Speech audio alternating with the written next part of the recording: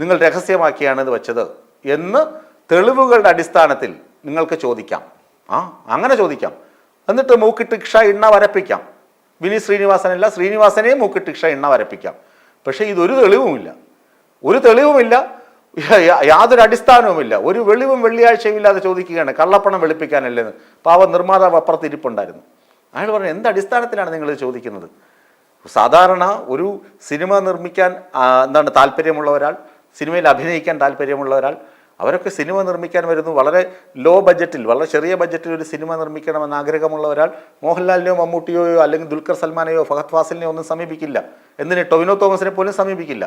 അവർ സമീപിക്കുന്നത് ധ്യാൻ ശ്രീനിവാസിനോടായിരിക്കും. ഞങ്ങളുടെ ബഡ്ജറ്റ് ഇതാണ്, ചെറിയ ബഡ്ജറ്റാണ്, താങ്കൾക്ക് വന്ന് ഞങ്ങളുടെ സിനിമയിൽ അഭിനയിക്കാമോ? ഡേറ്റ് ഉണ്ടെങ്കിൽ അദ്ദേഹം സമയം കൊടുക്കുന്നു, ഞാൻ വരാം എന്ന് പറയുന്നു. അദ്ദേഹം പോയി അഭിനയിക്കുന്നു.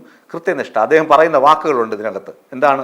ആരെയും വെറുപ്പിക്കാതിരിക്കുക, പറയേണ്ട സമയത്ത് കൃത്യമായി പറയുക, ജോലി ചെയ്യേണ്ട സമയത്ത് കൃത്യമായി പോയി ജോലി ചെയ്യുക, എന്നിട്ട് പറ്റുമെങ്കിൽ നന്നായി പെരുമാറുക, ആരെയും വെറുപ്പിക്കാതെ തിരികെ പോവുക. അദ്ദേഹം ഇതാണ്ട് ചെറിയ പ്രായമാണ്, പ്രായമൊക്കെ ചുമയോ എന്നെക്കാൾ വളരെ വളരെ ജൂനിയറാണ് ധ്യാൻ ശ്രീനിവാസൊക്കെ. അദ്ദേഹത്തിൻ്റെ വാക്കുകൾ, അദ്ദേഹത്തിൻ്റെ അനുഭവം, അദ്ദേഹത്തിൻ്റെ ക്യാമ്പസ് ലൈഫൊക്കെ പല അഭിമുഖങ്ങളിലും അദ്ദേഹം പറഞ്ഞിട്ടുള്ളതാണ്. ക്യാമ്പസ് ലൈഫ് അദ്ദേഹം ഒരുപാട് ട്രാക്ക് മാറിയൊക്കെ സഞ്ചരിച്ച് തിരികെ ജീവിതം പിടിച്ചത്. ഈ അനുഭവങ്ങളിലൂടെ ഒരുപാട് കരുത്താർജിച്ചിട്ടാണ് അദ്ദേഹം സിനിമയിൽ വന്ന് അവിടെ സ്റ്റിക്ക് ഓൺ ചെയ്യുന്നതും അദ്ദേഹം നിരവധി സിനിമകളിൽ അഭിനയിക്കുന്നതും. അദ്ദേഹത്തിൻ്റെ ലൈഫ് ആഘോഷമാക്കിയാണ് പറയുന്നത്.